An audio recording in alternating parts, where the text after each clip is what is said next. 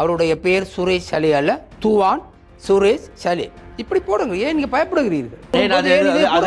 விசேஷத்தன்மை இருக்கிறது. தமிழ் சமூகத்தை அழிப்பதற்கு ராஜபக்சையோடு இணைந்து தமிழர்களுடைய போராட்டத்தை எல்லாம் ஆக்கிய குள்ளன் பிள்ளையானும் இருக்கின்றான் சிறையிலே. எனவே இவர்கள் எல்லாம் தப்பி விடுவார்கள். துவான் சுரேஷ் சலே புலனாய்வு பிரிவின் பிரதானியாக இருந்தவர். கோட்டாபய ராஜபக்ச தான் அவருக்கு அந்த பதவியை வழங்குகிறார். கைது விசாரணையின் போது உண்மைகளை சொல்லுவாரா என்ற ஒரு கேள்வியும் இருக்கின்றது. இப்போது இவருக்கு போன உடனே கூறியிருப்பார்கள், எப்படி என்று தெரியுந்தானே சொல்லிவிடு என்பார்கள். சொல்லவில்லை என்றால் அங்கு நடக்க வேண்டியது நடக்கும். இன்னமும் சரியான காரணங்கள் எதுவும் இன்றி இன்னமும் சிறையில் அரசியல் கைதிகள் பலர் இருக்கிறார்கள் உள்ளே.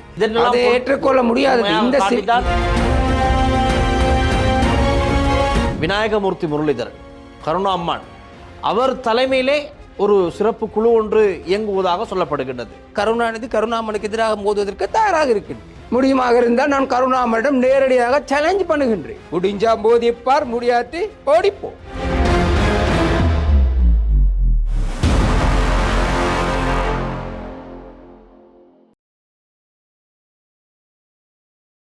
லங்கா ஸ்ரீ நேர்களுக்கு வணக்கம். என்ற ஒரு நேருக்கு நேர் நிகழ்ச்சியினூடாக சந்திக்கின்றோம். இன்று சமகால அரசியல் சம்பந்தமாக பேசுவதற்கு எங்களுக்கு தெரியும் மிக முக்கியமான கைதொன்றும் இடம்பெற்றது அண்மையில்.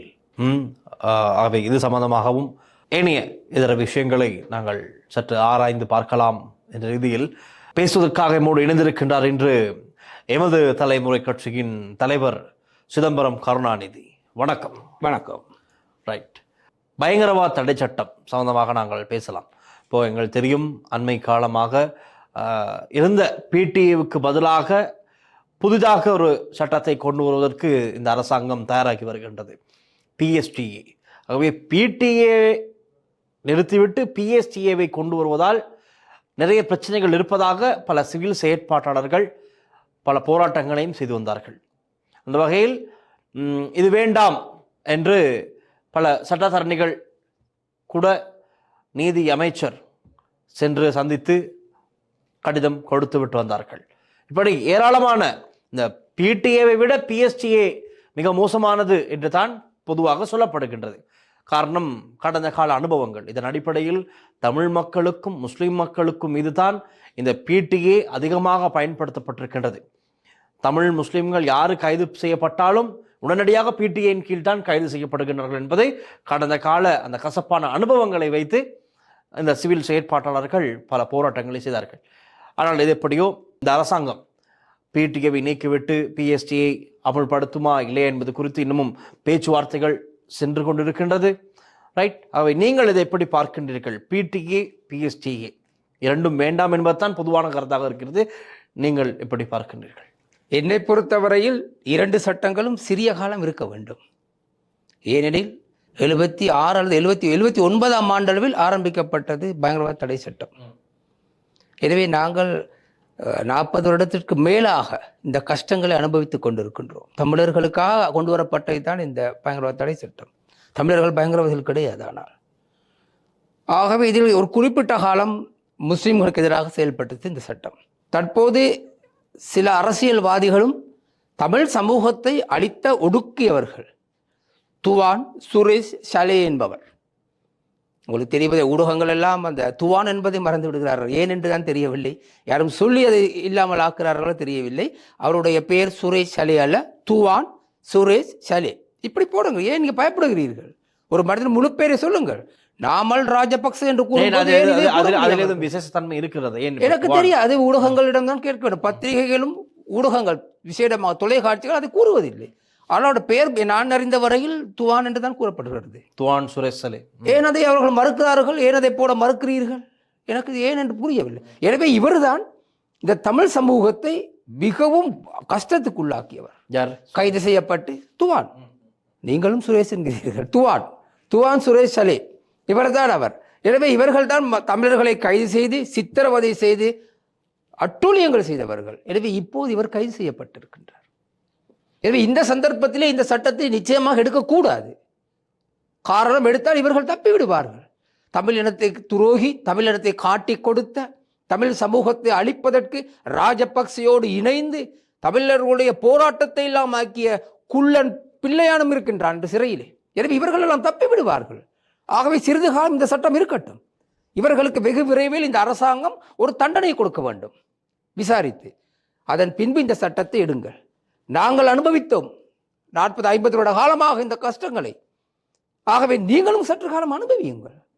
நீங்கள் என்றால் யாரை நீங்கள் சொல்கின்றீர்கள்? அனைவரும், இலங்கை நாட்டில் அனைவரும் தான். இந்த சட்டம் புதிதாக வரும் சட்டத்திலே அதிகமாக பாதிக்கப்பட போபவர்கள் தமிழர்கள் அல்ல. நிச்சயமாக இந்த நாட்டில் இருக்கும் பெரும்பான்மை சமூகம். இவர்கள் அரசாங்கத்துக்கு எதிராக எவ்விதமான போராட்டங்களும் நடத்த முடியாது. நடத்தினால் இவர்கள் கைது செய்யப்படுவார்கள் சட்டத்தினூடாக. ஒருவரிடம் அடைத்து வைத்திருக்கலாம். ஆனால் என்ன மாதிரியான போராட்டங்கள்? இப்போ அரசாங்கத்துக்கு எதிராக போராட்டம் செய்வது என்பது அது ஒரு உரிமை தானே மக்களுக்கு. இந்த சட்டத்தினூடாக அந்த உரிமை இல்லை, இழக்கப்படும். அது மாத்திரமல்ல, ஒருவரிடம் மாத்திரமல்ல, வழக்கு முடியும் வரை வேண்டுமானால் அவர்கள் சிறையில் வைக்கப்படலாம். இப்படியும் அந்த சட்டத்தில் இருக்கின்றது. ஆகவே என்னை பொறுத்தவரை சிறிது காலம் இந்த சட்டம் இருக்கட்டும். நாங்கள் அனுபவித்ததை இந்த நாட்டில் உள்ள அனைத்து மக்களும் நாங்கள் சிரித்துக் கொண்டு நன்மையை அனுபவித்தோமே. ஆனால் அவர்களும் இந்த தீமையை அனுபவிக்கட்டும். சிற்று காலம் நாங்கள் 50 வருட காலம் அனுபவித்திருக்கின்றோம். சித்திரவதைப்பட்டிருக்கும் இந்த சட்டத்தினூடா. ஆனால் இப்படி ஒரு விஷயம் இருக்கிறது. இப்போ நிறைய சிவில் செயற்பாட்டாளர்கள் எல்லாம் இந்த சட்டத்துக்கு கடுமையாக எதிர்ப்பினை தெரிவிக்கிறார்கள். காரணம், பயங்கரவாத தடை சட்டத்தின் கீழ் கைது செய்யப்பட்டு இன்னமும் சரியான காரணங்கள் எதுவுமின்றி இன்னமும் சிறையில் அரசியல் கைதிகள் பலர் இருக்கிறார்கள் உள்ளே, இன்னமும் விடுதலை செய்யப்படவில்லை. ஆகவே இதெல்லாம் ஏற்றுக்கொள்ள முடியாது. இந்த சிவில் சமூகத்தில் உள்ள சில துரோகிகள் இந்த விடுதலைக்காக போராடினார்களா? ஏதோ வருடத்திற்கு ஒரு முறை தீபாவளி, பொங்கல், சித்திரை வருவது போல் போலியாக வந்துவிட்டு போவார்கள். அவர்கள் வரவில்லை. தொடர்ச்சியாக எவராது போராடி இருக்கின்றார்களா அல்லது உண்ணாவிரதம் இருந்திருக்கிறார்களா? எதுவுமே கிடையாது. இவர்கள் போலிகள். எனவே இவர்களுக்கு தேவைப்படுகின்றது என்று பிள்ளையான், துவான் சாலே இவர்கள் போன்றவர்களை விடுதலை செய்வதற்காக இவர்கள் குரல் கொடுக்கின்றார்கள். தமிழ் சமூகம் குரல் கொடுப்பது வேறு விடயம், அது அவர்களுடைய உரிமை. அவர்கள் அன்றிலிருந்து இன்று வரை பேசுகின்றார்கள்.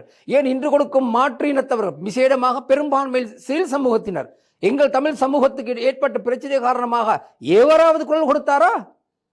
ஒருவனும் குரல் கொடுக்கவில்லை. இவர்கள் போலியாக, இதெல்லாம் ராஜபக்ச ஏஜென்ட்டுகள். இவர்கள் எதிர்ப்பவர்கள் பெரும்பான்மை சமூகத்தில் உள்ளவர்கள். சிறுபான்மை நான் கூறவில்லை. இங்கே பெரும்பான்மை சமூகத்திலே இப்போது போலியாக குரல் கொடுத்து கொண்டிருப்பவர்கள் ராஜபக்ச ஏஜென்ட்டுகள் இவர்கள்.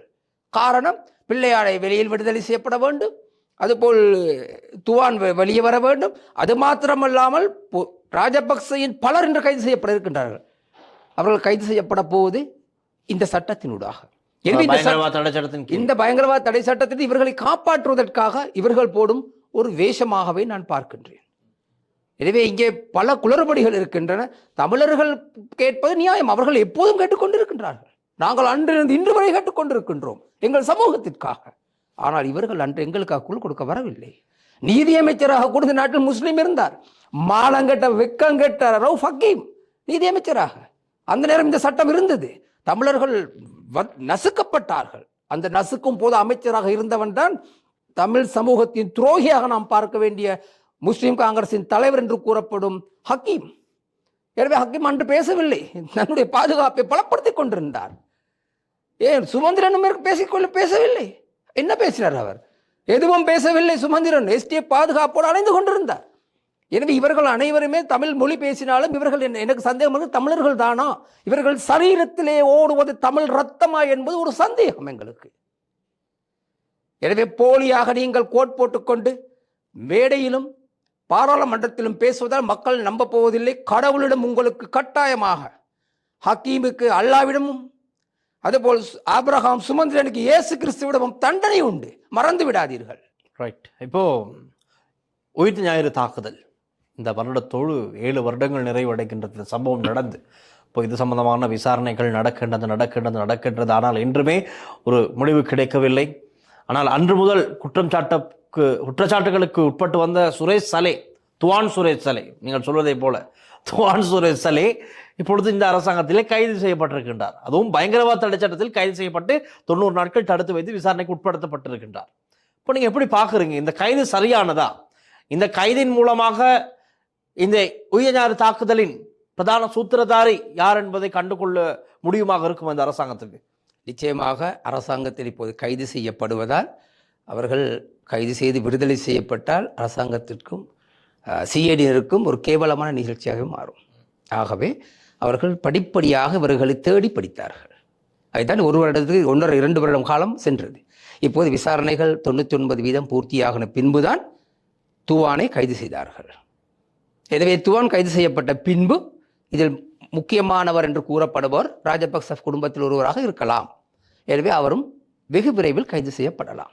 எனவே இவருக்கு நிச்சயமாக தண்டனை கிடைக்க வேண்டும்.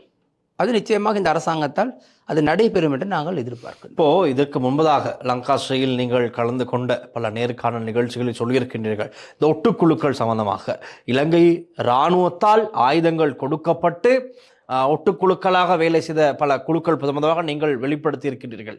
நேற்று ஒரு செய்தி தகவல் வெளியானது எங்களுடைய நியூஸ் இன்சைட் தமிழ் நிகழ்ச்சியில் நீங்கள் சென்று பார்த்தால் தெரியும். அதில் விவரமாக நான் பேசியிருந்தேன். எனக்கு கிடைத்த ஆதார தரவுகளின் அடிப்படையில் தான் அந்த நிகழ்ச்சி என்ன செய்திருந்தேன்.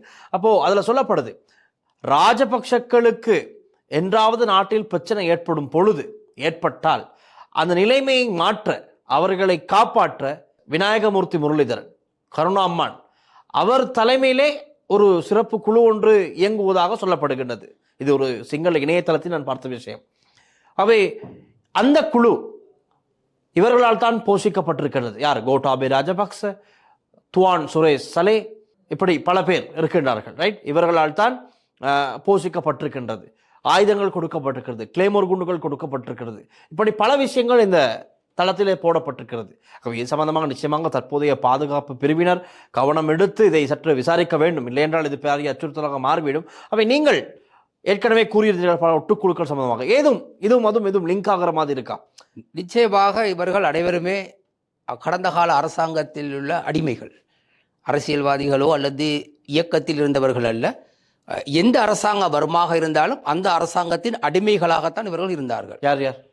EPDP, EPRLF, டெலோப்ளோட், ENDLF என்றிருந்தது, இப்போது அது கிடையாது. அதன் பின்பு 2004ஆம் ஆண்டு விடுதலை புலிகளிலிருந்து பிரிந்து வந்த கருணாமன், அவரும் அரசாங்கத்தின் அடிமையாக. பிள்ளையான் உட்பட. பிள்ளையான் என்பவர் உண்மையாகவே அவர் சாதாரண ஒரு பாதுகாப்பு காவலராக தான் இருந்தார். நீங்கள் பார்த்திருக்கலாம், கருணாமன் மேடையில் இருக்கும்போது பிள்ளையான் LTT யூனிஃபார்மோடு, சீருடையோடு, T56 அல்லது AK-47 போன்ற ஆயுதங்களோடு அருகில் நின்று கொண்டிருந்தவர். அவர் ஒரு காவலாளி. அது மஹிந்த ராஜபக்சேக்கு தேவைப்பட்டது பிள்ளையானை அங்கே கொண்டு வருவதற்கு, நிறுத்துவதற்கும் கருணாவை தூக்கி எறிவதற்கும். அதற்காக செய்யப்பட்ட சதியில் தான் பிள்ளையானை தெரியும், அல்லது பிள்ளையான் யார் என்பது யாருக்கும் தெரியாது. அவர் ஒரு மெக்கானிக், இயக்கத்தில் இருந்தவர், வாகனத்துக்கு பொறுப்பாளராக இருந்தவர், அவ்வளவுதான். எனவே அதுதான் அந்த வடகிழக்கு கிழக்கு மாகாணம் நாசமானது காரணம்.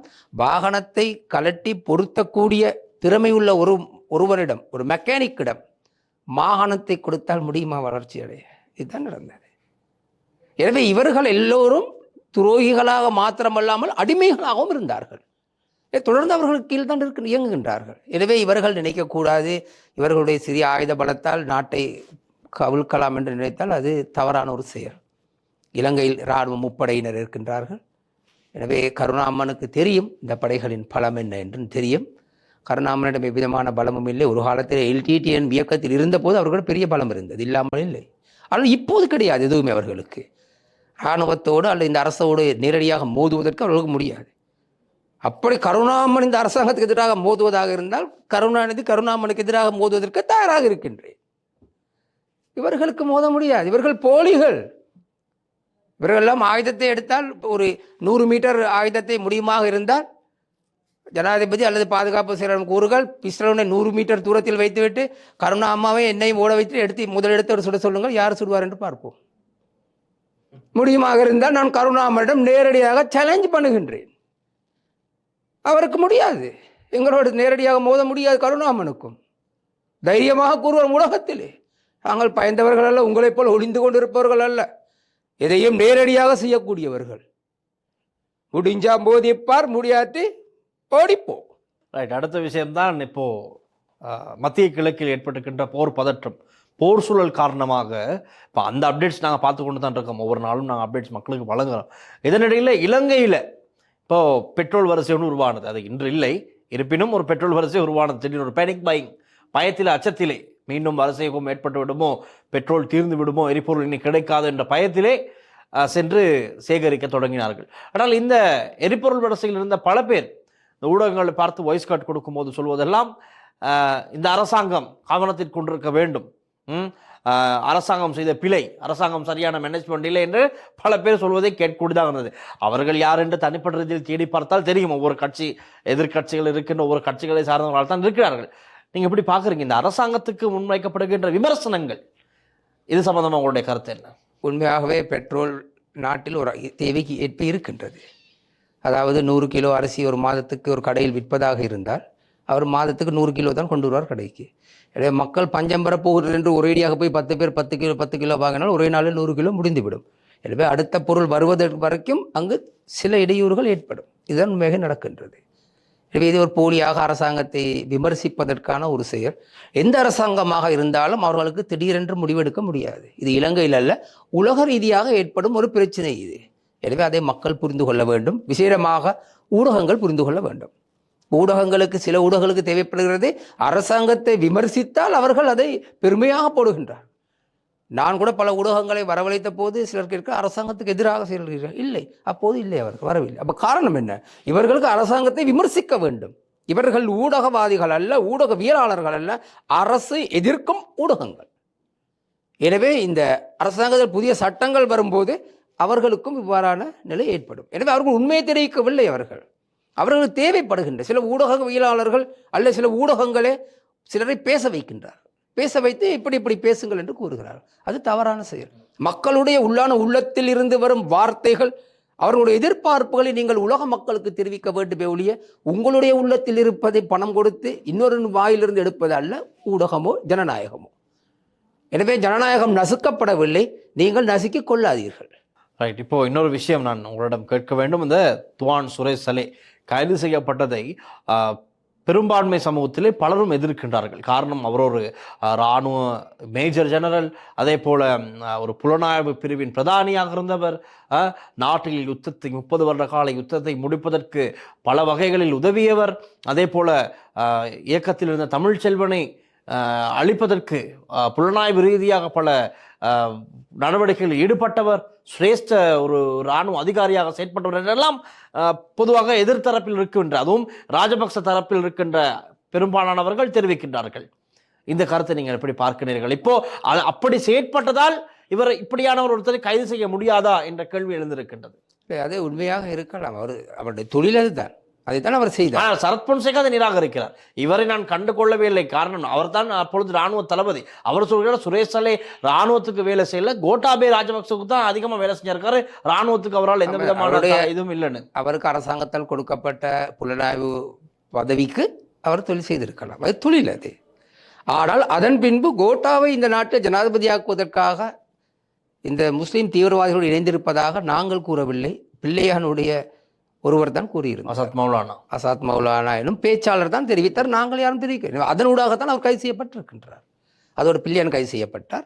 எனவே இப்போது விசாரணை நடந்து கொண்டிருக்கின்றது. அவர் குற்றவாளியாக கூறவில்லை, குற்றவாளி நிரூபிக்கப்படவும் இல்லை. அது மாத்திரமல்ல, 120 பேருடைய வாக்குமூலமும் இருக்கின்றது. எனவே ஒவ்வொரு வாக்குமூலங்கள் மூலமாக அவர்கள் கைது செய்யப்பட்டு விசாரணை நடைபெற்றுக் கொண்டிருக்கின்றது. எனவே விசாரணை முடியட்டும். எனவே இன்று அரசியல்வாதிகள் பலர் தவறான கருத்துக்களை கூறுவதற்கு காரணம் இவ்வாறாக ராஜபக்ச குடும்பத்தை காப்பாற்றுவதற்கு. இவர் வாய் திறந்து விட்டால் பலர் கைது செய்யப்படலாம். ராஜபக்ச குடும்பம் மாத்திரமல்ல, மேலும் பலர் கைது செய்யப்படலாம். எனவே இதற்கு பயந்து தான் இவர்கள் எல்லாம் ஊழையிடுகின்றனர். சுரேஷருடைய கைது மிக முக்கியமான ஒரு கைது, நிச்சயமாக. எனவே பல அரசியல்வாதிகள் இதில் கைது செய்யப்படலாம். அவர் மாத்திரமல்ல, எதிர்க்கட்சியில் இருப்பவரும் கைது செய்யப்படலாம். இப்போ உயிர் ஞாயிறு தின தாக்குதல் அன்று 300க்கும் அதிகமான, அதாவது 250க்கும் அதிகமான நபர்கள் கொல்லப்பட்டார்கள். 500க்கும் அதிகமானோர் காயங்களுக்குள்ளானார்கள். இன்னும் ஊனமுற்ற நிலையில் அங்கவீனம் அடைந்து பலர் இருக்கின்றார்கள், நீர்கொள்ளும் பக்கட்டும் எல்லாம். இப்படி இருக்கிற நிலையில் எப்போது நீதி கிடைக்கும் என்று தொடர்ந்தும் போராடி வருகின்றார்கள் இந்த தாக்குதலில் பாதிக்கப்பட்டவர்கள். அப்படி இருக்கிற நிலையில் முன்னாள் ஜனாதிபதி ரணில் விக்ரமசிங்கே நேற்றைக்கு முன்தினம் ஒரு கூட்டத்தில் சொல்கிறார், இது வீணான ஒரு விசாரணை, இந்த விசாரணை தேவையில்லை, இந்த ஈஸ்டர் அட்டாக்கு பின்னால் எந்த விதமான அரசியல் தலையீடும் இல்லை, இது மக்கள் பணத்தை வீண் விரயம் செய்து கொண்டிருக்கிறார்கள் இந்த அரசாங்கம், இந்த விசாரணை தேவையற்ற ஒன்று, FBI-யும் சொல்லிவிட்டது இதன் பின்னால் அரசியல் இல்லை என்று, இங்கிலாந்தும் சொல்லிவிட்டது இதன் பின்னால் அரசியல் இல்லை என்று, அவை ஏன் மேலும் மேலும் இதை விசாரிக்க வேண்டும், இது சும்மா மக்கள் பணத்தை வீண் விரயம் செய்து கொண்டிருக்கிறார்கள் என்று ரணில் விக்ரமசிங்கே சொல்கிறார். இந்த கருத்தை எப்படி பார்க்கின்றீர்கள்? இதைத்தான் முன்பு நான் சொன்னேன். ராஜபக்ச குடும்பம் மாத்திரமல்ல, மேலும் பலர் கைது செய்யப்படலாம். இதில் முன்னாள் பிரதமர் விசாரணைக்குட்படுத்த உள்ளார் தற்போது ரணில் விக்ரமசிங்க. அதுபோல் அன்றைய ஜனாதிபதியாக இருந்தவர் சிறிசேனையும் மைத்திரிபால சிறிசேனையும் விசாரிக்கப்பட உள்ளார். எனவே பலர் கைது செய்யப்படலாம். எனவே இதனால் தான் பிரச்சனை. இவர்கள் எல்லாம் எதுவும் செய்ய இவர்களுக்கு விசாரணை செய்வது இவர்களுக்கு என்ன பிரச்சனை? ஒன்றும் பிரச்சனை இல்லை. எனவே இவர்கள் பார்ப்பது விசாரணை இல்லாமல் இருந்தால் இவர்கள் தப்பித்து விடுவார்கள் என்று. ஆனால் நிச்சயமாக விசாரணை நடைபெறும், கைதுகள் வெகு விரைவில் நடைபெறும்.